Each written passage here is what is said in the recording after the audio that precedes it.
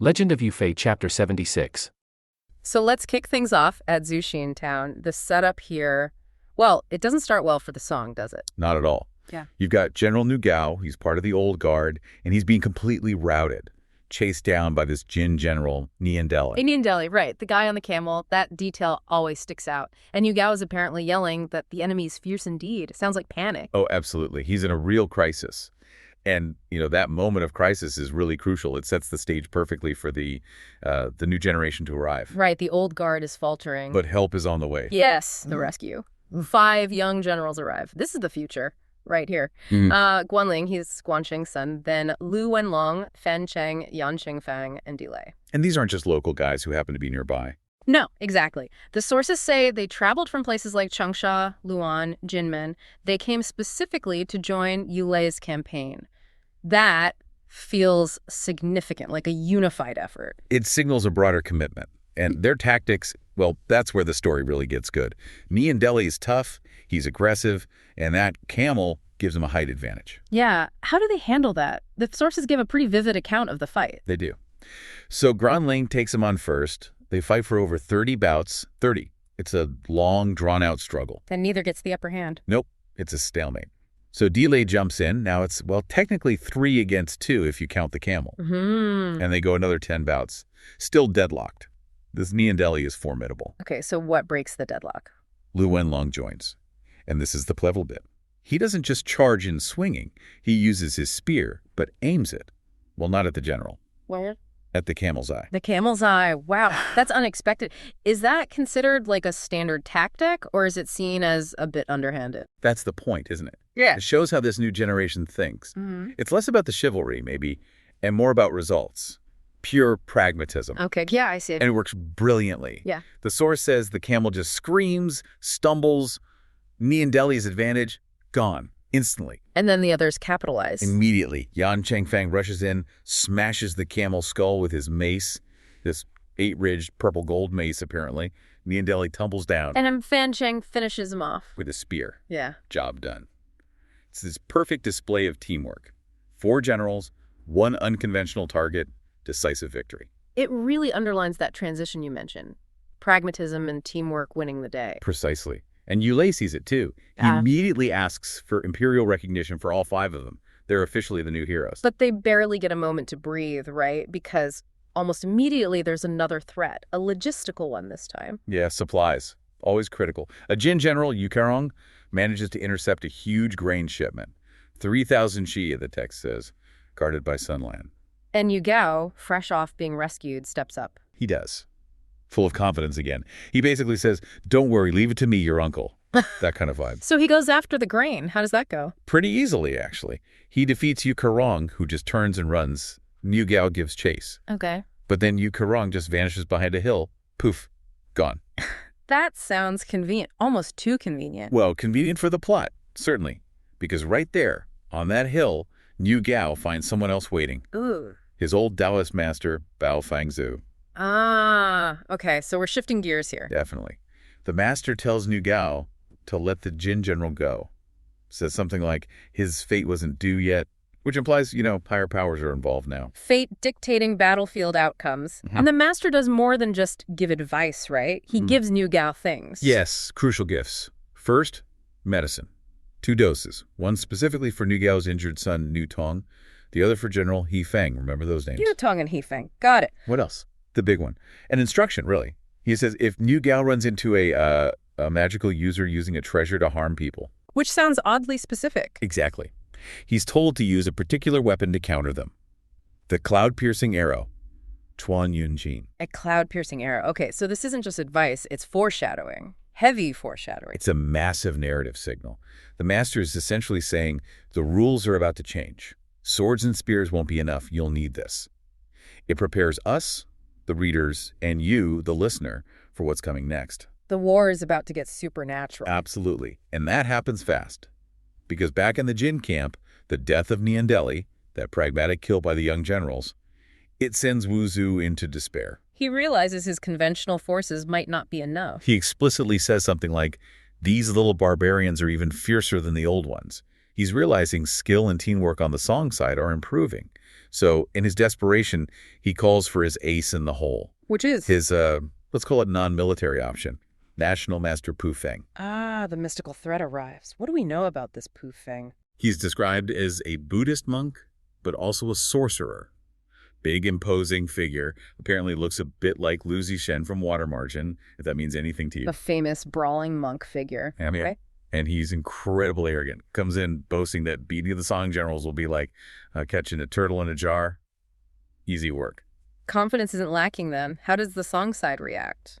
Yulei must be concerned. He is. He specifically warns the generals he sends out to face Pu Feng, that's Newtongue Nugao's son, remember the medicine, and He Feng, the other recipient of the medicine. Wow, okay, the foreshadowing is paying off quickly. Right. And they're supported by Tang Ying, Qi Chenliang, and Yulei.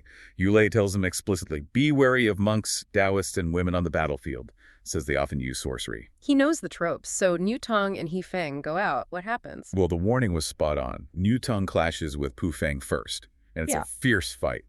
The text uses some great imagery, iron staff versus a sweeping wind blade, like a poisonous dragon against crazy willow flaws. So, a real martial contest initially. Yes, for over 30 bouts. And interestingly, Newtongue, using pure skill and strength, actually starts to get the upper hand. But we know that's not going to be enough, right? Based on the setup. Exactly. Just as Newtongue seems to be winning, Pu Feng pulls back, feigns retreat. And then reveals his trick. Reveals his treasure. The artifact Bao Fangzhu warned about. It's called the Mixed Element Bead, Han Yuan Zhu.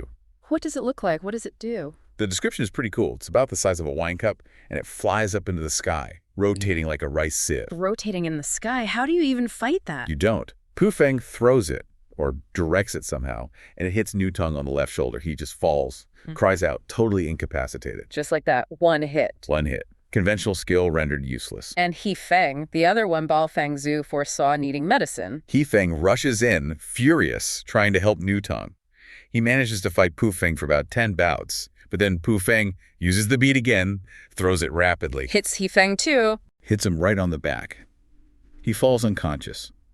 Just like that, the two generals Bao Fangzhu provided medicine for are taken out by the magical artifact. This is turning into a rout. What about the backup? Tang Ying, Yulei, Qi Chenliang. They try. They rush in to rescue the fallen generals.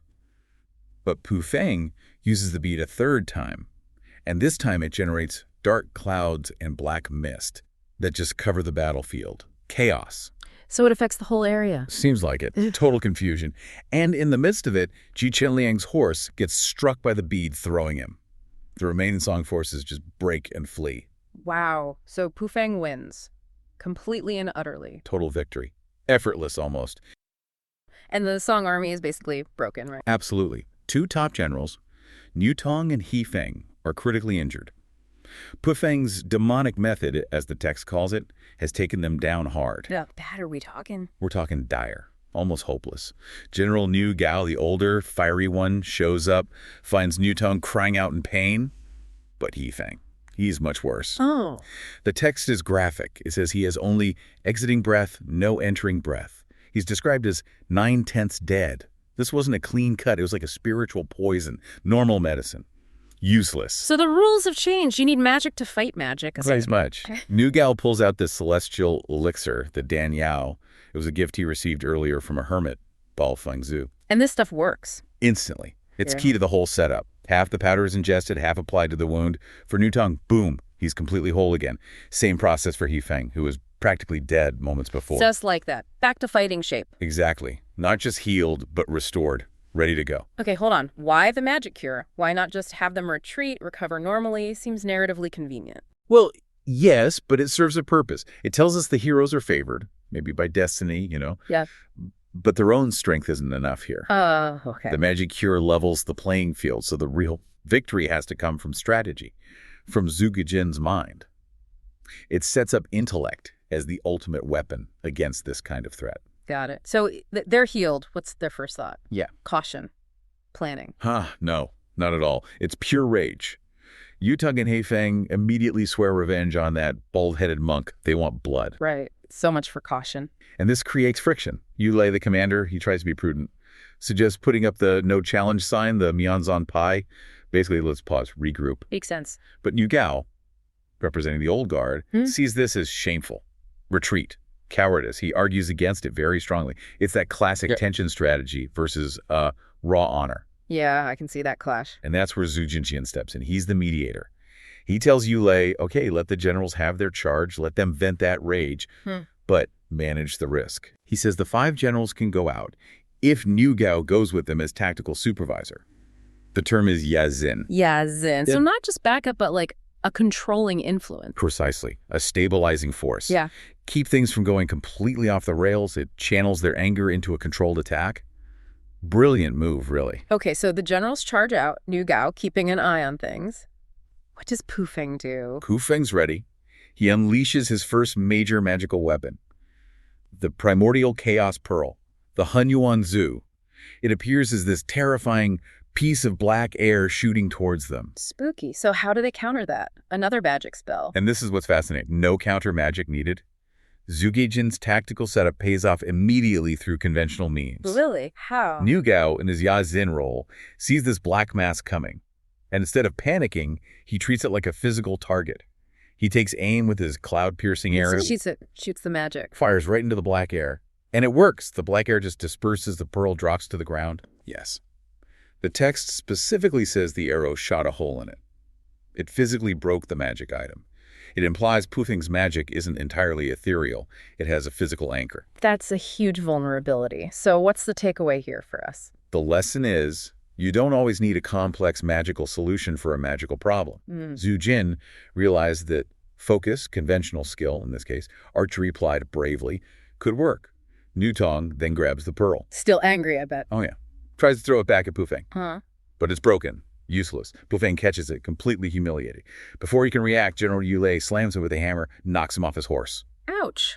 So they got him. Almost. He escapes. Transforms into a beam of golden light Jin Guang, and poof, he's gone. Vanishes. Okay. Humiliated, weapon broken, escaped by turning into light. Pu Feng isn't going to let this go, is he? Not a chance.